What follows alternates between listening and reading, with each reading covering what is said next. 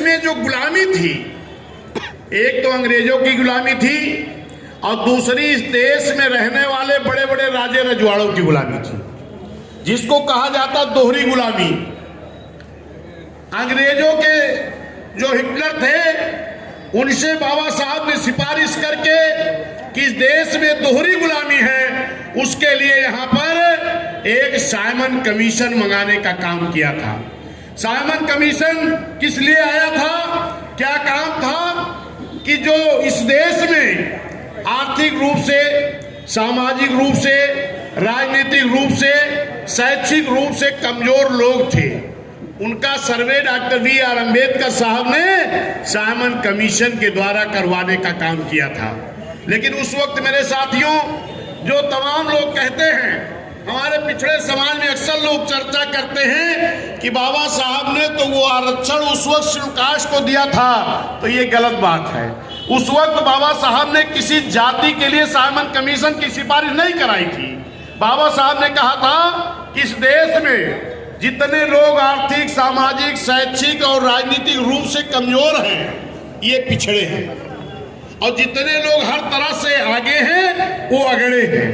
तो जो अगड़े और पिछड़े, उन पिछड़े लोगों का जब सर्वे शुरू हुआ तो डॉक्टर बी.आर. अम्बेडकर साहब दिन भर कमेटी के साथ रहते थे और रात में पिछड़े लोगों के गांव में और मोहल्ले में जाते थे कि कल जब आपके गांव में साइमन कमीशन की कमेटी आएगी तो आप भी अपने आप को ये बता देना कि आर्थिक रूप से, शैक्षिक रूप से और सामाजिक रूप से हम भी कमजोर हैं, मेरा भी नाम इस सूची में दर्ज कर लो।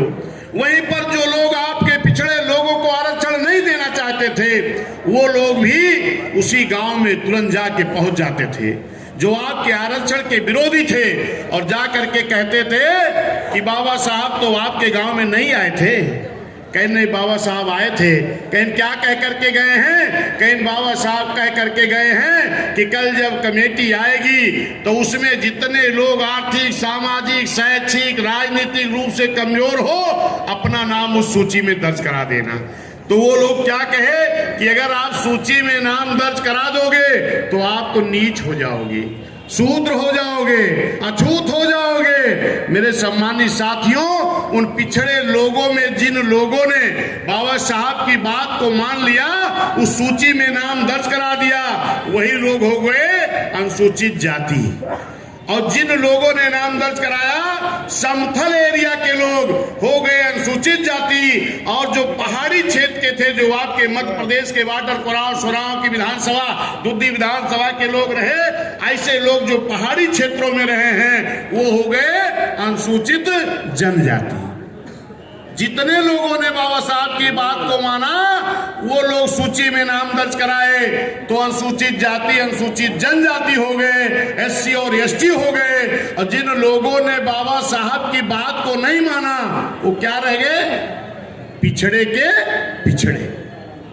हमने क्या कहा, सर्वे किसका हुआ था, जो पिछड़े थे। और जब पिछड़े जो बाबा साहब की बात को मान गए, वो सूची में नाम दर्ज करा दिए, तो वही हो गए अनुसूचित जाति, अनुसूचित जनजाति। और जिन लोगों ने बाबा साहब की बात को नहीं माना, वो रह गए पिछड़े के पिछड़े। उन्हीं को आज कहते हैं ओबीसी। दारा निषाद जी, विश्वनाथ पाल जी, ये मौर्य जी, ये प्रजापति जी, ये नाई जी, ये बढ़ई जी, ये लोहार जी, कुमार जी, विश्वकर्मा जी, राजभर जी, सैखवार जी, कुर्मी जी, यादव जी, ये पिछड़े क्यों रह गए, क्योंकि उस वक्त बाबा साहब की बात को नहीं माने थे।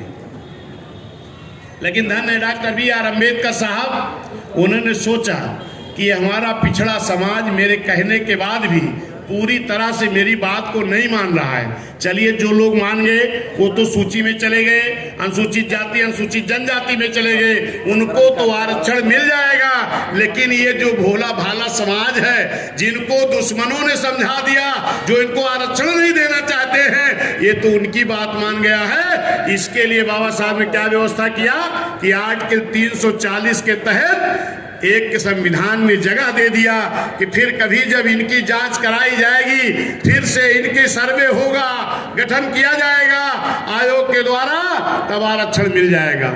मेरे सम्मानित साथियों, मैं आपको बताना चाहता हूं, काका कालेरकर आयोग के कमेटी के द्वारा 1952 में दोबारा फिर आपको आरक्षण देने की रिपोर्ट आ गई। लेकिन मेरे सम्मानित साथियों, पहली बार वोट कब पड़ा है? 1952 में। और देश की आजादी के बाद वोट पड़ने के बाद भी 52 में आपके पिछड़ों के लिए जो छूट गए थे उनके आरक्षण के लिए काका कालेरकर आयोग की रिपोर्ट आ गई। लेकिन दुर्भाग्य की बात रही कि बाबा साहब ने एक चीज संविधान बना के सौंपते वक्त कहा था कि इस देश का संविधान मैंने बहुत अच्छा बनाया है, लेकिन अगर इसको लागू करने वालों की नीयत साफ नहीं रही तो अच्छा संविधान भी अच्छा काम नहीं कर पाएगा। सम्मानित साथियों, वही बात आई कि संविधान में आर्टिकल 340 के तहत व्यवस्था तो रही है, लेकिन इस देश के जो संविधान को लागू करने वाले लोग रहे हैं उन लोगों ने पिछड़ों को काका कालेरकर आयोग आने के बाद भी, रिपोर्ट आने के बाद भी आरक्षण नहीं दिया गया। कुछ नेता लोग कुछ दबी जुबान से 77 में उस बात को उठाई गई तो जो उस वक्त इस देश के प्रधानमंत्री थे उन्होंने कहा ये रिपोर्ट तो पुरानी हो गई है, इस रिपोर्ट के आधार पर अब आरक्षण पिछड़ों को नहीं दिया जा सकता है।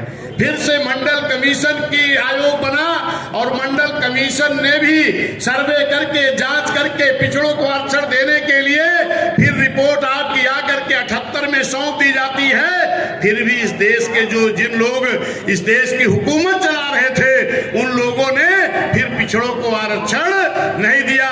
लेकिन धन्य माननीय कांसी राम साहब मान्या बहन जी जब बहुजन समाज पार्टी बनाए तो माननीय कांसी राम मान्या बहन जी ने कहा, साहब ने कहा कि पिछड़ों की लड़ाई मैं लड़ूंगा। पहली बार जब बिजनौर से मान्या बहन जी सांसद हुई, आजमगढ़ से रामकृष्ण यादव जी हुए, पंजाब से हरभजन सिंह लाखा जी हुए, तब माननीय कांसी राम साहब ने बहन जी से कहा कि अब आप जाकर के पार्लियामेंट के अंदर पार्लियामेंट को नहीं चलने देंगी और मैं वोट क्लब बोर्ड पर बहुत बड़ी रैली करूंगा और ये बहुजन समाज पूरे देश में रोड पर आंदोलन करेगा और तब तक करता रहेगा कि जब तक मंडल कमीशन लागू करो वरना कुर्सी खाली करो। क्या इसके पहले मैं आपसे एक सवाल कर रहा हूं कि देश की आजादी के बाद 1952 से वोट पड़ना शुरू हुआ, आज तो तमाम दल के लोग पिछड़ों के हितैषी हैं। क्या मेरे सम्मानित साथियों, पिछड़े समाज में नेता नहीं थे? कि शेड्यूल कास्ट में कोई ऐसा नेता नहीं था? क्या इस देश में कोई ऐसा नेता नहीं था कि जो मजबूती के साथ आपके आरक्षण लागू कराने की बात करता? कोई नहीं था। धन्य माननीय कांसी राम साहब मान्या बहन जी कि जब 89 में बहन जी सांसद हुई, पार्लियामेंट के अंदर बहन जी ने जब पार्लियामेंट रोकने का काम किया, माननीय साहब वोट क्लब बोर्ड पर रैली शुरू किए और पूरे बहुजन समाज के लोग जब आंदोलन शुरू किए और उसी आंदोलन में मेरे साथियों इसी गाजीपुर में शेड्यूल कास्ट समाज के हमारे पांच शेड्यूल कास्ट के बेटों को दिन दहाड़े गोलियों से भून दिया गया था, क्योंकि पिछड़ों के लिए मंडल कमीशन लागू कराने की बात के लिए लड़ाई लड़ रहे थे। ए मेरे सम्मानित साथियों, उस वक्त भी पूरा पिछड़ा समाज हमारा माननीय साहब और बहन जी के साथ नहीं खड़ा हुआ।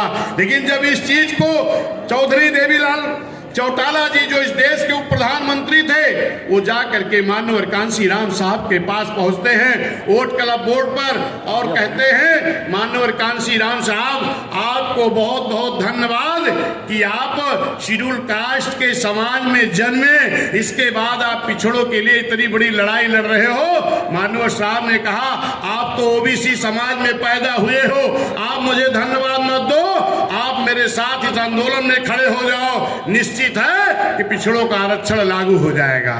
तब चौधरी देवीलाल चौटाला जी ने कहा कि राजा बीपी सिंह जी जो हैं हमको प्रधानमंत्री पद से हटा देंगे। तब माननीय कांसी राम साहब ने कहा कि ताऊ जी आपको तो वैसे ही भी हटा देंगे, लेकिन अगर आप पिछड़ों की लड़ाई में मेरे साथ खड़े हो गए तो इस देश का मुस्लिम समाज, इस देश का पिछड़ा समाज, इस देश का शेड्यूल कास्ट समाज और इस देश के न्याय पसंद लोग, क्षत्रिय ब्राह्मण वैश्य यानी सर समाज के लोग आपको देश की कोई प्रधानमंत्री की कुर्सी पर भी बैठा सकते हैं। लेकिन इस बात को आप समझ जाओ। तब जब माननीय बीपी सिंह प्रधानमंत्री जी को इस बात का अंदाजा लगा कि लगता है कि चौधरी देवीलाल चौटाला जी भी वहां पहुंच गए हैं, माननीय कांसी राम साहब मान्य बहन जी इस बात पे अड़े हैं, तब उन्होंने आधा अधूरा आरक्षण मानने की तैयारी में लगे। तब यही जो भारतीय जनता पार्टी के लोग हैं, ये लोग उस वक्त बीपी सिंह सरकार को समर्थन दिए थे और तुरंत भाजपा के लोगों ने बीपी सिंह प्रधानमंत्री जी से कहा कि अगर आप पिछड़ों को आरक्षण दोगे तो मैं आपसे समर्थन वापस ले लूंगा। कौन कहा? यही भारतीय जनता पार्टी के लोग, जिनको हमारे पिछड़े समाज के लोग आज अपनी पार्टी मान करके बैठे हैं। बहुत बड़ा धोखा आपके साथ हुआ था और आज भी धोखा हो रहा है। मेरे सम्मानित साथियों, जब ये पिछड़े समाज के लोगों की जब बात आई सामने कि आरक्षण की बात के लिए, तब माननीय कांसी राम साहब से बीपी सिंह जी ने कहा कि जो भी शर्त रखना हो रख दो, लेकिन आप हमें अपने सांसदों का समर्थन दे दो, वरना मेरी सरकार गिर जाएगी। तब माननीय कांसी राम साहब ने कहा शर्त तो रहेगी, लेकिन आपकी नहीं, मेरी शर्त रहेगी। जिन्होंने इस देश का संविधान बनाया और उसके बाद भी आज तक इस देश में उनको भारत रत्न की उपाधि नहीं दी गई। नंबर 1 बाबा साहब को भारत रत्न की उपाधि दी जाए, दूसरे बाबा साहब ने संविधान में आर्टिकल 340 के तहत व्यवस्था देने के बाद भी 90 और रिपोर्ट कब आई थी? 52 में। 52 से 90 तक कई साल बीत गया? लगभग 38 साल। 38 सालों तक संविधान में व्यवस्था होने के बाद भी 52% बैकवर्ड को आरक्षण नहीं दिया गया। ये मंडल कमीशन लागू करके तुम्हें आरक्षण देना पड़ेगा। और दूसरी चीज, उस वक्त अडवाणी जी एक रथ यात्रा लेकर के निकले थे, उस पर माननीय कांसी राम साहब ने कहा इस देश में उन्माद नहीं फैलना चाहिए, इस देश में भाईचारा नहीं खत्म होना चाहिए, इस देश में भाईचारा पैदा होने के लिए उस रथ यात्रा को आपको रोकना पड़ेगा।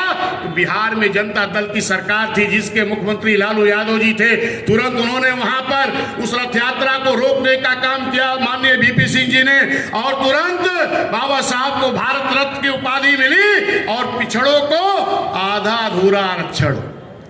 आधा अधूरा आरक्षण मैं क्यों कह रहा हूं? क्योंकि साथियों, जो उस वक्त बाबा साहब की बात को मान गए थे,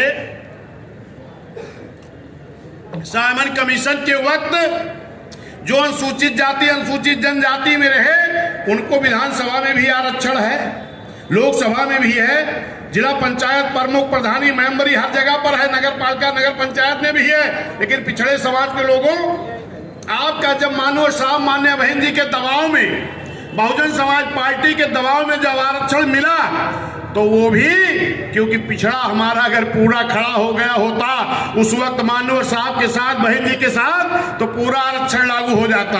अब आप जानते हैं कि आपका आरक्षण गांव में प्रधानी में है, मेंबरी में है, बीडीसी में है, जिला पंचायत सदस्य में है, प्रमुखी में है, अध्यक्षी में है, चेयरमैनी में है, महानगर पालिका में भी है, वार्ड में भी है और जिला पंचायत अध्यक्ष में भी है। लेकिन क्या पिछड़ों का आरक्षण विधानसभा में है, लोकसभा में है?